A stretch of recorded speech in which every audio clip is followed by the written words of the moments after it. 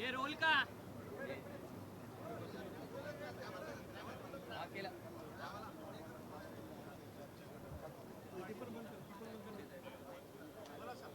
Sir 1991 सालापासून विधिमंडळामध्ये झालेला दादांचा राजकीय प्रवास,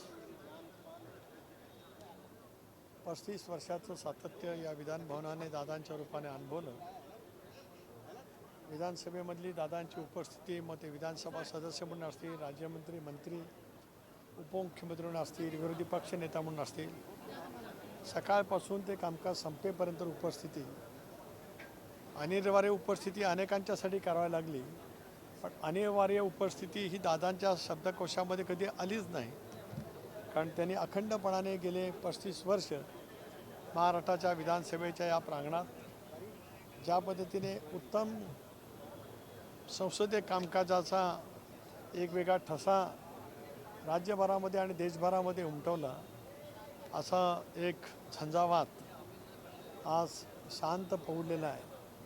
याचं शल्य दुःख या प्रांगणातल्या प्रत्येक अणुरणीला, प्रत्येक आलेल्या इथल्या व्यक्तिमत्वाला आणि इथे ज्या काही अदृश्य आहेत, म्हणजे इथल्या भिंती असतील, इथली माती असेल, या सगळ्यांनाच ती ओळख गेल्या 35 वर्षाची जीवाभावाची ऋणानुबंधाचे संबंध असलेली, जणू काय आपलंच काय आहे अशा पद्धतीची असलेली, निसर्गाला सुद्धा वाटावं अशा पैचा दादांचा तो झंझावात या सभागृहाने गेले 35 वर्ष त्या ठिकाणी अनुभवला.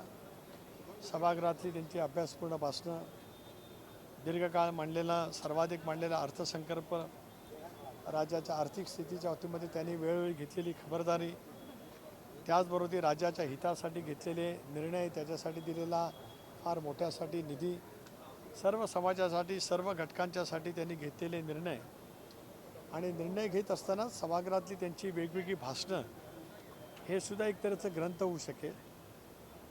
मग ते आमदार म्हणून केलेलं असेल, राज्यमंत्री म्हणून केलेलं असेल, मंत्री म्हणून असेल, विरोधी पक्षनेता असेल, उपमुख्यमंत्री असेल, किंवा अर्थसंकल्पीय चर्चेच्याद्वारे त्यांनी केलेलं भाषण असेल, ही सुद्धा एक तऱ्हेचं ग्रंथ त्या ठिकाणी होईल. हलकं फुलकं बोलणं, विनोद, एखाद्या विषयावरती तत्काळ आपलं मत त्या ठिकाणी व्यक्त करणं, एक विलक्षण पद्धतीची हातोटी ही दादांनी या विधानसभेच्या प्रांगणामध्ये दीर्घकाळ त्या ठिकाणी दाखवलेली आहे.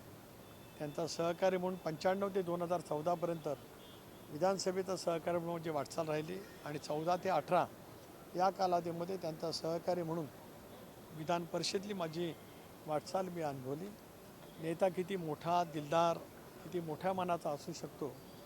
विधान परिषदेत माझं एक भाषण होतं त्यावेळेला, परिषदेच्या अध्यक्षांच्या, सभापतींच्या अविश्वासाच्या ठरावाच्या वेळेला, त्यावेळेला ऐकण्यासाठी सर्व आमदारांनी घेऊन विधान परिषदेच्या गॅलरीमध्ये उपस्थित असलेले दादा, तो क्षण मला आठवतो आहे. मी खाली भाषण करतो आहे आणि माझ्या समोरच्या वरच्या गॅलरीमध्ये दादा आणि त्यांचे सर्व सहकारी मी करत असलेल्या भाषणाला दाद देत आहेत.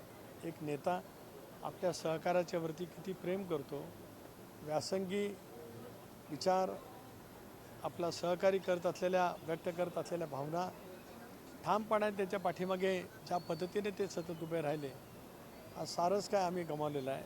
मी व्यक्तिगत जीवनामध्ये खूप गमावलं आहे, या विधानभवनाच्या प्रांगणाने सुद्धा खूप गमावलं आहे, मंत्रालयाच्या इमारतीने खूप गमावलं आहे, प्रशासनाने सुद्धा गमावलं आहे आणि महाराष्ट्रातल्या 13 कोटी जनतेने सुद्धा आपल्या जवळचा, आपल्या कुटुंबातील एक व्यक्ती आज आपल्यातून गेला आहे. ही हळ प्रत्येकाच्या मनामध्ये दीर्घकाळ त्या ठिकाणी राहील. त्यांच्या विना विधानसभेच्या प्रांगणात प्रवेश हा आमच्या सर्वांच्यासाठी खूपच क्लेशकारक नक्कीच त्या ठिकाणी आहे. असंख्य अशा आठवणी आहेत या प्रांगणातल्या, की ज्या आठवणीच्या वरतीच पुढचं जीवन जगणं एवढंच माझ्या हातात आहे. धन्यवाद.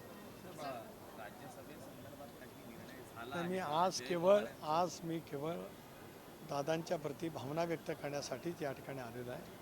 आज संध्याकाळची शोकसभा झाली की मग 26 तारखेला आमची राष्ट्रीय अध्यक्षांची निवड आहे, त्यावेळेला मी जरूर राजकीय त्या विषयावरती बोलेन.